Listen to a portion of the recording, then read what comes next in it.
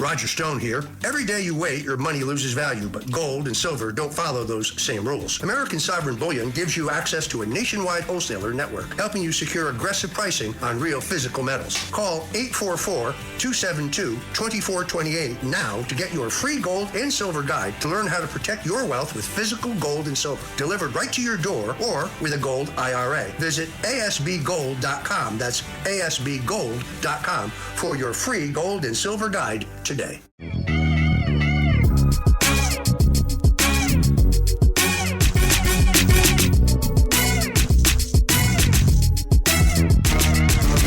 Reverend A.R. Bernard, Rabbi Joseph Potasnik, the Rev and the Rabbi. Welcome back. I'm Rabbi Joseph Potasnik. And I'm Reverend A.R. Bernard. Reverend, we had some time ago a guest, Judge Rachel Frier, and I remember being very impressed with her accomplishments. And I said to her, what are you so proud of? She said, first and foremost, I'm a mother of 6. With all the things she's done. And I mention that, because this has been a very difficult week for you. Your mom passed. And you have been one of the most devoted children I've seen during my lifetime. Always trying to provide her with the best kind of care. Always reminding her that she wasn't alone. That says much about the Bernard family. But you in particular, because you set that standard, but I have to believe she set the standard for you. So you have our condolences, but more than that, our admiration for all that you've been able to do for her. I appreciate that, Rabbi. She was 94 years old. She lived a great life. And, 94 is not an interruption. It's a completion. Yeah. She will continue to live on through a large family, which we have a large family, but it was an honor. That passage means so much to my sisters and I, because we honored her. It says, honor your mother and father, and so we honored her. I've learned some things about dementia. We celebrated her 94th birthday. Yeah. Let's have Judge Frier weigh in, because she deals with those. Right. Judge, mother of 6, sitting on the bench, a wife. You still with the Volunteer Ambulance Corps? Yes, I am. Ezra Noshim, I remember that. That is correct, Rabbi. And the first Hasidic judge, right? Yeah. First female Hasidic judge. Okay. Yeah. All right, so you know what I'm talking about. You understand. My mom was a matriarch, and we were very, very close. There's a whole story there. But talk to us from your perspective about motherhood, Judge, and how you balance it all.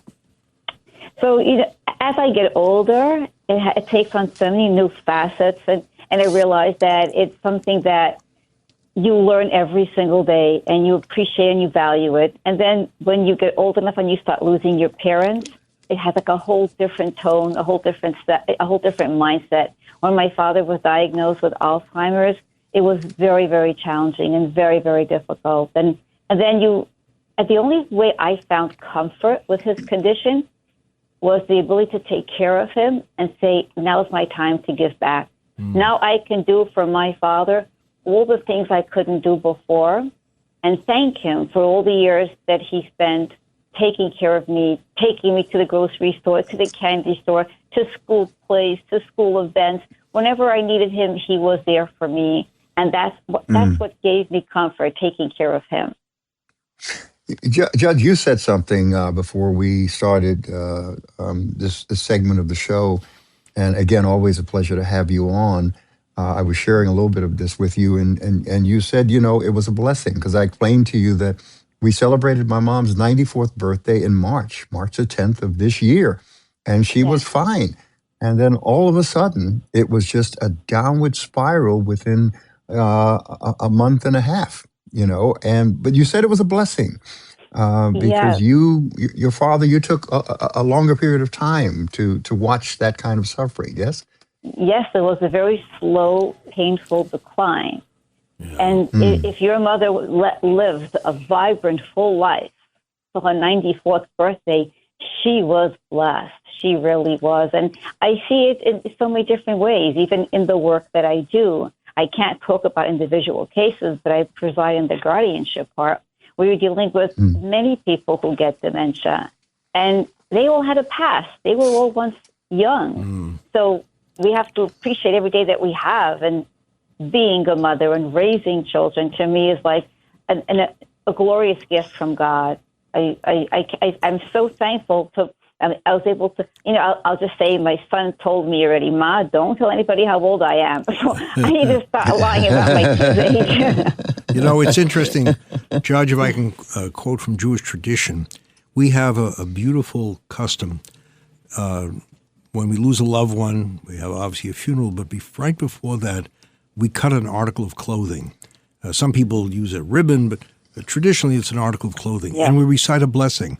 And I often thought, it's contradictory. Then I realized, no, it's not, because even though your heart is torn, and that's the tearing, you also recognize the blessing that you, as you spoke about, the blessing that you had in the years together. It said God couldn't be everywhere, so he created mothers. It's like what my mom did, I could never repay her.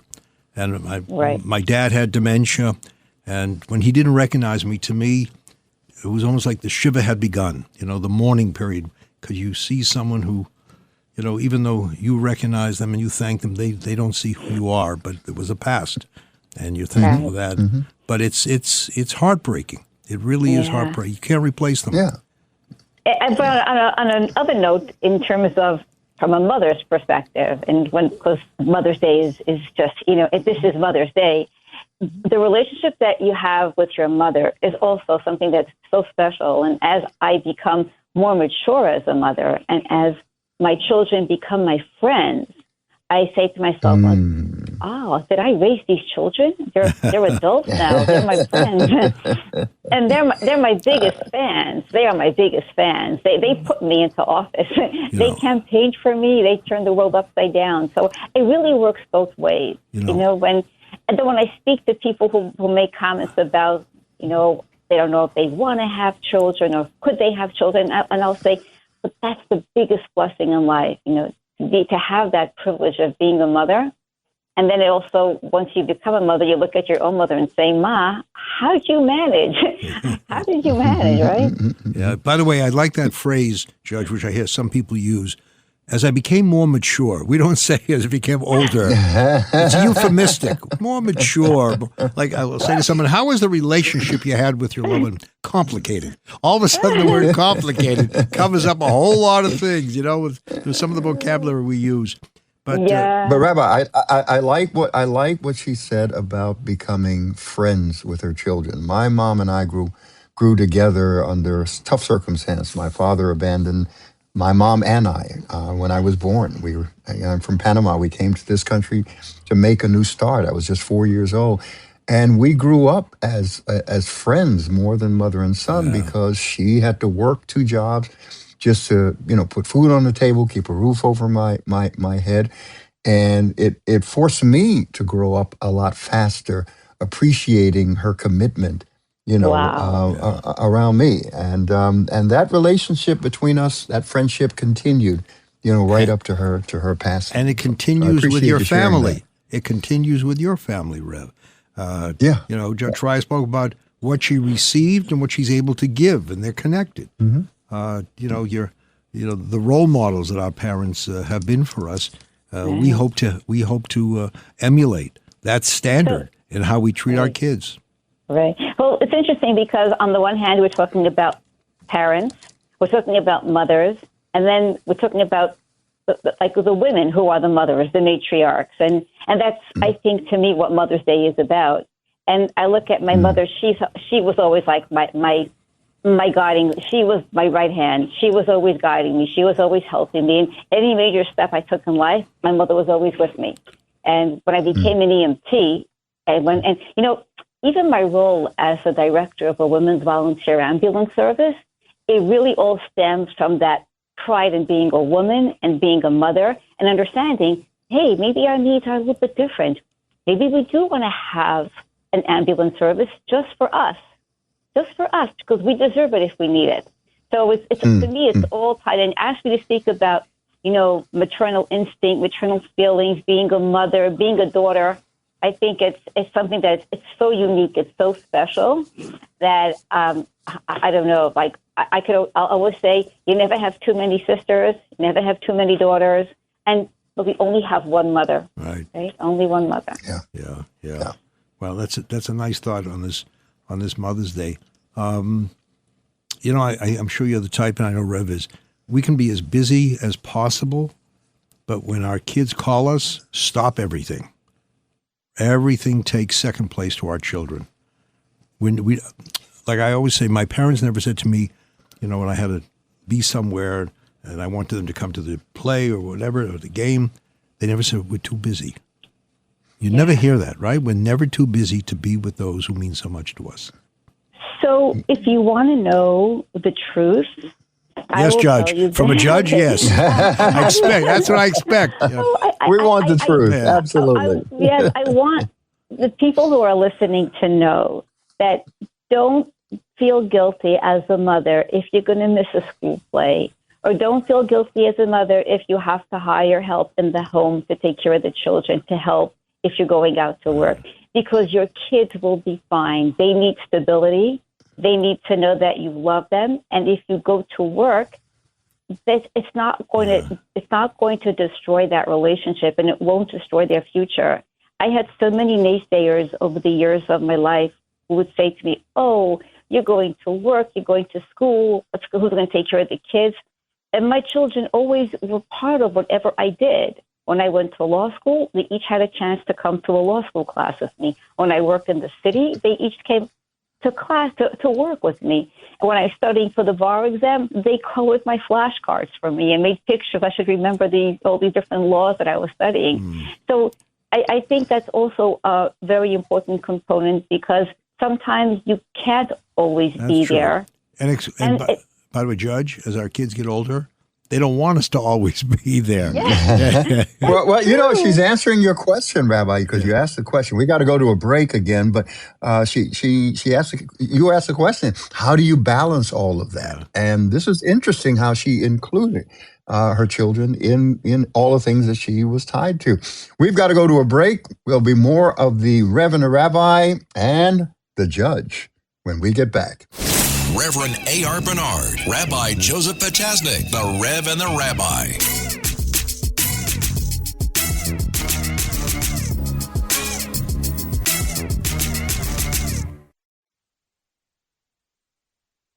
'77 WABC and Bergen Newbridge Medical Center honor the life of legendary broadcaster and our friend, Ernie Anastas. Hi, it's Ernie Anastas. Your thoughts can affect how you feel. Bergen Newbridge Medical Center is the largest hospital in New Jersey, providing comprehensive, equitable, compassionate, and high-quality emergency inpatient and outpatient medical care, plus mental health services and substance use disorder treatment. The Bergen Newbridge team can address your total health needs in one convenient location. Call 201-225-7130 for an appointment, or newbridgehealth.org. The new LinkedIn Hiring Pro can't clone you, but it can streamline your hiring workflow. From posting jobs to shortlisting candidates to interviewing, LinkedIn Hiring Pro is the hiring partner you need, so you can focus on connecting with the right talent. In fact, small businesses report saving over 6 hours per week. So hire right the first time with LinkedIn Hiring Pro. Post a free job today at linkedin.com/quality.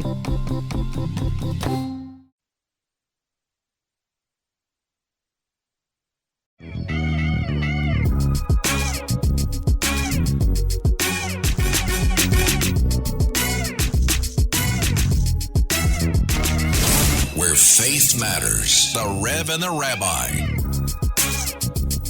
Welcome back. I'm Rabbi Joseph Pachasnik. And I'm Reverend A.R. Bernard. And we are speaking with the first and I believe the only Hasidic female judge on the bench, Judge Rachel Frier. And Judge Frier, God rested on the seventh day, the Shabbat. With all the things you do, when do you rest? On the Sabbath. You just answered the question. I recharge my batteries then. Yeah, we have a lot of responsibilities there. But how do you balance it? Because I think all of us, we we can't be everywhere. And again, remember my parents, they weren't, but they never said we're too busy. They always said, look, we're sorry, we're going to, whatever it was, but I never heard the phrase, we're too busy. Every event was treated importantly. But how do you balance everything? She gave a formula. Yeah. She included them. Tell us about that. Yeah, well, studying for the bar when I went through, by the way, we both went to the same law school, Brooklyn Law. And that's right. I don't know, when I went studying for the bar, there were times I didn't want anybody around me. I just, it's a very difficult time. But you were able to manage. I was. So I had a couple of things that I did. First of all, I included my children in everything that I did. When I said, Mommy's going to school, they knew it wasn't the yellow school bus, but they came to a class with me. They each had a chance to come to law school class with me. If I was doing a presentation in college, I would have one of my kids come and help me make a presentation. And so they were part of whatever I did. Wow. When I was studying for the bar exam, they colored my flashcards. So they were a part of it. When I ran for judge as an adult already, my married kids, they were campaigning for me. They were a part of everything I did. The second thing that I did is, and to all working women out there, get help. Don't be a martyr. Don't be a hero. You get the help that you need because you deserve it. And the children will know that you're the mother. You don't have to worry that, they won't know who their mom is. They need stability. They need to know that their mother is always there for them and loves them. And then my big secret is, I'll tell you both, is that I live around the corner from my mother. That's the big secret. But it's true. Women can tend to feel guilty if they're not giving their family enough time while they're pursuing their careers, etc. Speak to those women out there who are feeling that kind of guilt, Judge. Yeah, I think that you should not have that guilt. And I like to say I have a profession, not a career, because the career has a connotation that your family's on the back burner, and they don't have to be on the back burner. They could be on the front burner. They could be on the front burner, and there could be times where you'll say, kids, I have to study, please don't bother me, and that's fine. But then there's also time, like on the Shabbos, on the Sabbath, where it's all family time, when they want to come and have a piece of my homemade challah and a piece of my potato kugel. They're all there for my food. So it's really about finding the balance, but not to feel guilty. We don't have to feel guilty. Judge, correct me if I'm wrong, but for years that I've seen this, I think it's still true today, the tendency of going to college, graduate school, in the Hasidic community, there are many who feel rather than do that, I'm gonna learn. I'm gonna spend my time studying, our tradition, studying the Talmud. You went to law school. You went to college. Was that something unique in the community? So when I did it, and I'll be dating myself now, but when I did it, when I turned... You're mature, really, when you... Yeah. At that point, it was really very unique, but times have changed and opportunities have really opened up. Now, there are many more college opportunities now for the Hasidic community, and we've embraced it. So it's much more common to see Hasidic young men and women going now for higher education. But when I did it, it was very unusual.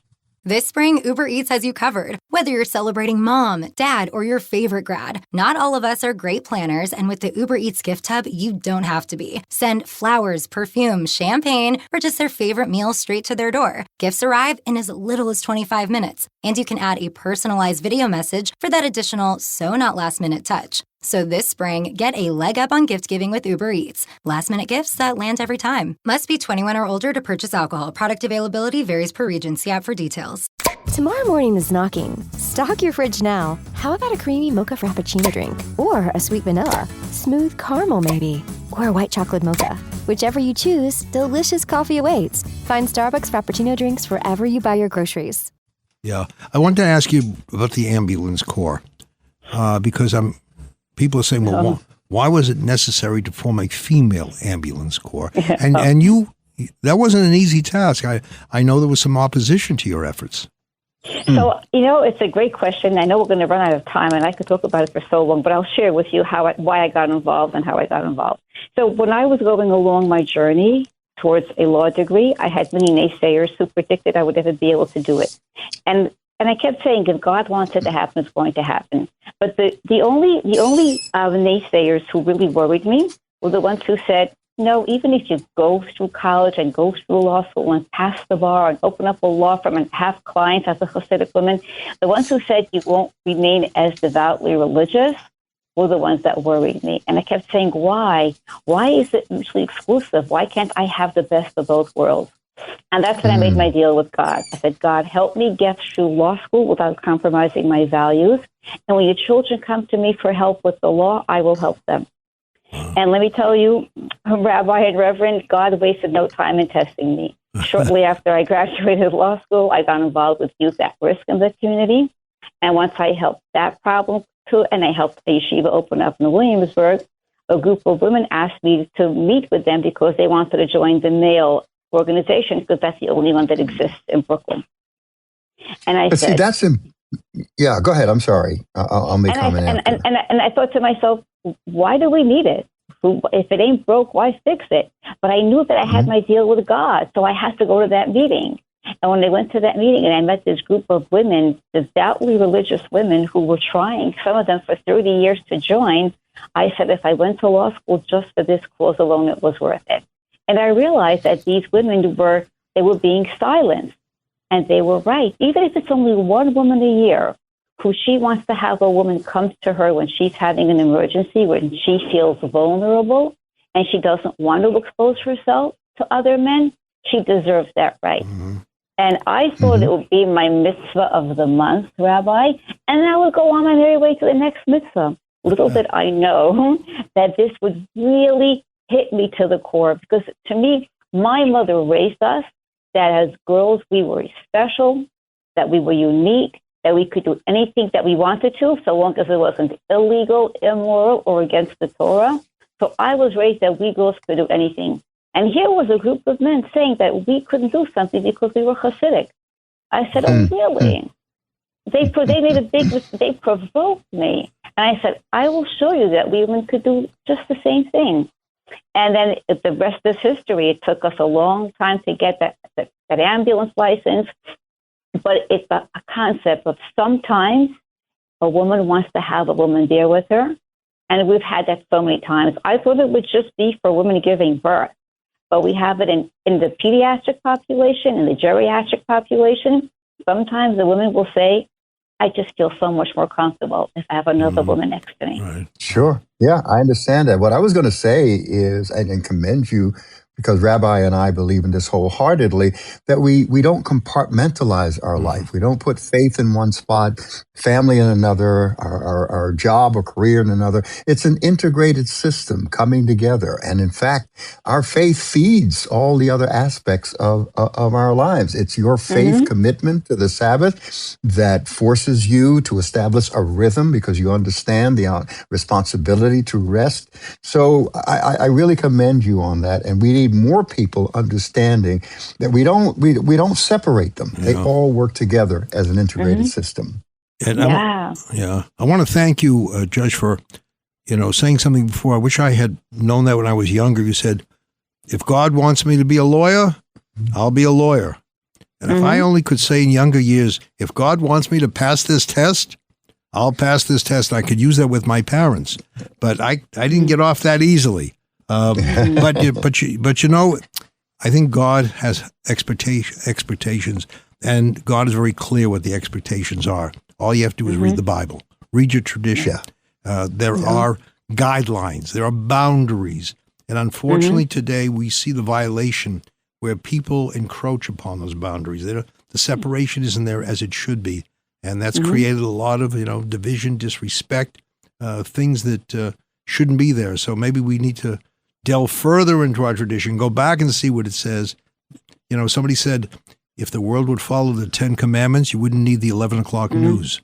All right, so I think we have a lot to look back at. Judge, you're very special. I'm sorry. Thank you so much. And I'd like to say I thank God so much. I have the best job. I have the best seat in the house because regardless of which courtroom I sit in, above me are the words, in God we trust. Exactly right. Judge, thank you. You're a wonderful person. Thank you for modeling what it means to be a strong, established woman in her faith and open to the kind of success that the world offers. Synthesizes, that's so important. Synthesizes different worlds. Yeah. Thank you so much. Thank you. Talk to you again. Thank you. Judge Rachel Frier.